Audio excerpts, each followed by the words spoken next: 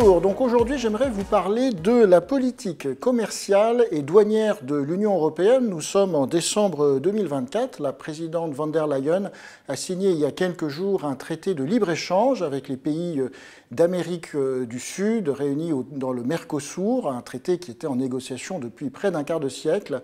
Comme vous vous en souvenez, le mois dernier, on avait parlé de la politique commerciale et douanière des États-Unis, et là, on va se centrer un petit peu plus sur celle de l'Union européenne, en se demandant si elle préserve vraiment les intérêts de notre industrie. Alors, en l'occurrence, la Commission européenne a pleine compétence en matière commerciale et douanière, et donc quand on parle de politique commerciale de l'Union européenne, on parle de politique commerciale et douanière de la Commission européenne. Alors, la première idée, c'est de souligner que dans la doctrine commerciale et douanière de l'Union européenne, les intérêts industriels, la souveraineté industrielle n'apparaît jamais explicitement. En fait, dans un document de 2021, la Commission détaille en fait les grands principes, les grands objectifs de sa politique commerciale et douanière, et on voit souligner en fait l'objectif d'accompagner la transition bas carbone, d'accompagner la transition numérique, de favoriser le multilatéralisme dans les règles mondiales de commerce et de douane, et puis de s'assurer qu'il n'y a pas de dumping et donc de protéger les travailleurs et les entreprises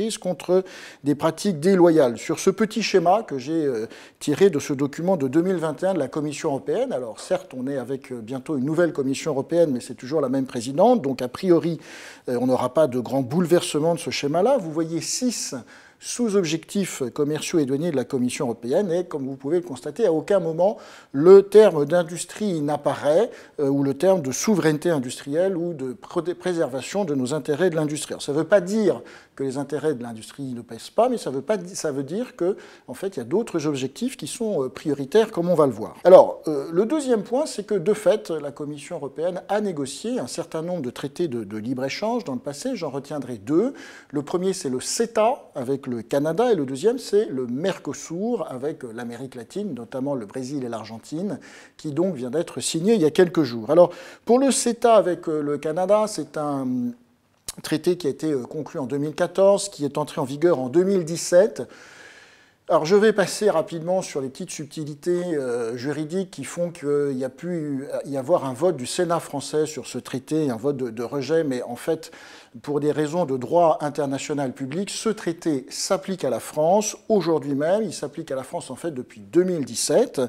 Et son objectif, c'est d'éliminer la quasi-totalité des droits de douane entre les deux zones, donc l'Union européenne et le Canada, et aussi élargir l'accès au marché public canadien des entreprises et des industries européennes. Alors, le bilan qu'on peut tirer, il est globalement positif. Il y avait eu des craintes du côté de la filière agricole et plus spécifiquement bovine au moment de la signature de ce traité, puisqu'on avait pu craindre une grosse arrivée de viande de bœuf canadien en Europe et en France. En fait, il n'en a rien été, et les exportations de viande de bœuf ont été multipliées par 7 depuis 2017 vers le Canada. Pour l'industrie, puisque c'est quand même le sujet qui nous intéresse, ça a permis d'importer des minéraux et des métaux rares qui sont souvent produits du côté du Canada.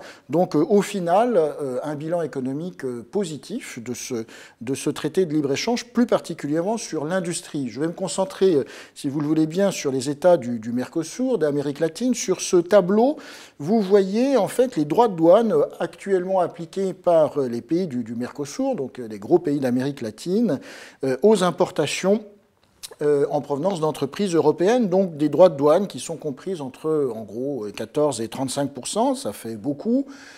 La signature de cet accord avait été annoncée en 2019, mais il y avait des conditionnalités environnementales, parce qu'en effet, la Commission européenne, depuis 10 ou 15 ans, quand elle signe des traités de libre-échange, elle met des conditions environnementales pour s'assurer, par exemple, que le développement du commerce ne se fait pas au détriment de l'environnement, au détriment des gaz à effet de serre ou au bénéfice de la déforestation, par exemple, ce qui était un souci vis-à-vis de certains pays du Mercosur. On avait la crainte du côté de la Commission européenne que le développement de l'activité agricole et le développement des surfaces cultivés en oléagineux ne se fasse au détriment de la surface de la forêt. Alors, c'est pour cela que ces conditions environnementales ont mis du temps à être discutées, et il y a une finalisation de l'accord avec donc une signature avec les pays du Mercosur en décembre 2024. Le but de ce traité, c'est d'éliminer, on va faire simple, plus de 90% les tarifs que vous voyez sur ce tableau, que vous avez vu sur ce tableau au cours des 10 années qui viennent, ouverture des marchés publics des pays du Mercosur. Pour la filière automobile, c'est plutôt une aubaine. A priori, on a des calculs de la Commission européenne qui suggèrent que le volume des exportations des industries automobiles, électroniques, en tout cas des industries qui sont dans notre branche, devrait doubler dans les 10 ans qui viennent, notamment à destination du Brésil et de l'Argentine. On aurait aussi des importations de minerais stratégiques comme du lithium, du cobalt ou du graphite qui sont utiles dans la construction des voitures électriques qui seraient facilitées. Les exportations de vin et de fromage aussi seraient facilitées. Il y a un débat pour savoir l'effet que ce Mercosur aurait sur la filière bovine en France, mais du point de vue de l'industrie, il est globalement assez clair que ce texte est favorable aux intérêts de l'industrie française, avec donc une possibilité de doublement des exportations, un ordre de grandeur de doublement des exportations de l'Union européenne vers des industries européennes vers le Mercosur, qui est confirmé en fait par un certain nombre d'études académiques qui ont été rédigées sur le passé récent.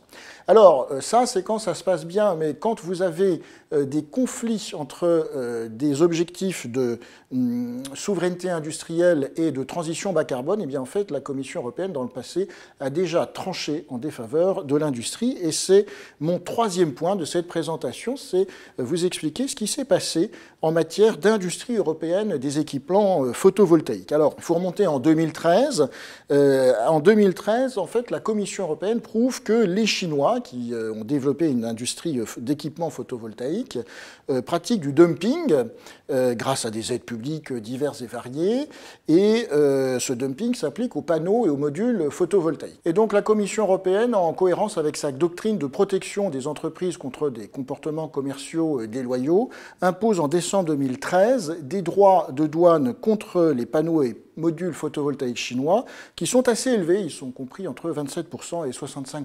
Et vous le voyez sur ce graphique-là, à partir de 2013, vous avez donc ces droits anti-dumping, des droits de douane qui sont imposés sur les cellules et les modules photovoltaïques en provenance de l'Asie du Sud-Est et essentiellement de Chine. Alors dans les années qui suivent, il y a un certain nombre de fabricants chinois de photovoltaïques qui font faillite, mais dans le même temps, le pouvoir chinois va soutenir le marché local chinois de photovoltaïques, ce qui fait que les producteurs chinois vont se remettre à reproduire, à avoir des économies d'échelle, à diminuer leurs coûts. Alors il se trouve que la Chine a aussi délocalisé une partie de sa production d'équipements photovoltaïques dans d'autres pays d'Asie du Sud-Est, en particulier la Malaisie. Ça, c'est une stratégie de contournement des tarifs anti-dumping européens, parce que la Malaisie n'était pas soumise à des droits anti-dumping, alors que la Chine l'était. Et donc en développant, en délocalisant sa production dans d'autres pays, elle contournait, elle limitait l'efficacité des droits anti-dumping européens. Et là, en 2018, la Commission européenne, constatant cela, décide de supprimer les droits de douane sur les panneaux photovoltaïques d'origine chinoise. Et arrive ce qui devait arriver, c'est-à-dire que, en fait, le marché européen est envahi de panneaux photovoltaïques chinois parce que le marché européen n'est plus protégé par des droits de douane. Il y a eu un arbitrage de la Commission européenne qui a préféré favoriser, accélérer la transition bas carbone parce que les panneaux photovoltaïques chinois n'étaient pas très chers, au détriment de la survie de l'industrie européenne des équipements photovoltaïques qui est en train, objectivement, de péricliter. Ce qui est particulièrement intéressant, c'est qu'en 2018, les États-Unis ont fait exactement l'inverse, puisque avec l'administration Trump, en 2018, ils ont mis en place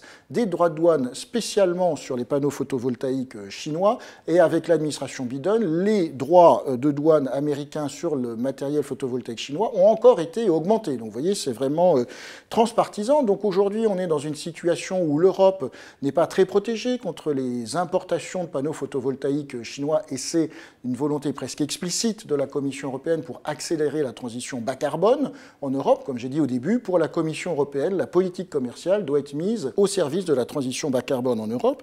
Les États-Unis sont protégés. Alors évidemment, ils vont payer en moyenne plus cher leurs panneaux photovoltaïques. Ça, c'est le prix à payer, mais ils peuvent financer ça grâce aux droits de douane qui, naturellement, prélèvent sur les importations chinoises.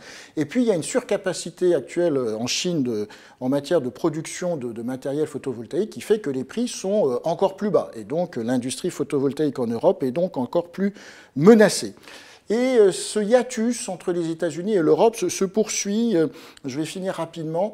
En 2022, les USA ont passé une loi qui s'appelle l'Inflation Reduction Act, où ils ont fait voter 50 milliards de crédits d'impôt et de subventions pour les énergies renouvelables, ce qui a relancé la filière photovoltaïque aux États-Unis. Et souvent, ces aides fiscales sont soumises à des conditions protectionnistes, d'ailleurs en violation des règles de l'Organisation mondiale du commerce. Par exemple, des crédits d'impôt pour l'achat d'une voiture électrique sont soumis à la condition que ce véhicule ait fait l'objet d'un assemblage final en Amérique du Nord. Alors qu'en Union européenne, la Net Zero Industrial Act, votée en avril 2024, qui passe pour être la réponse européenne à ce grand plan de subvention de l'industrie américaine, en fait, elle fixe des objectifs de production européenne de matériel photovoltaïque, mais il n'y a pratiquement aucun financement nouveau qui n'a été accordé, et il n'y a aucune disposition directement protectionniste dans le Net Zero Industrial Act, c'est normal, puisque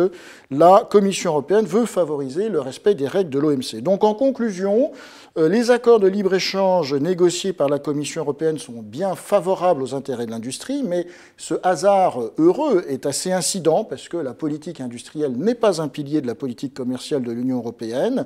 On a le cas de l'industrie des équipements photovoltaïques qui est là pour le prouver.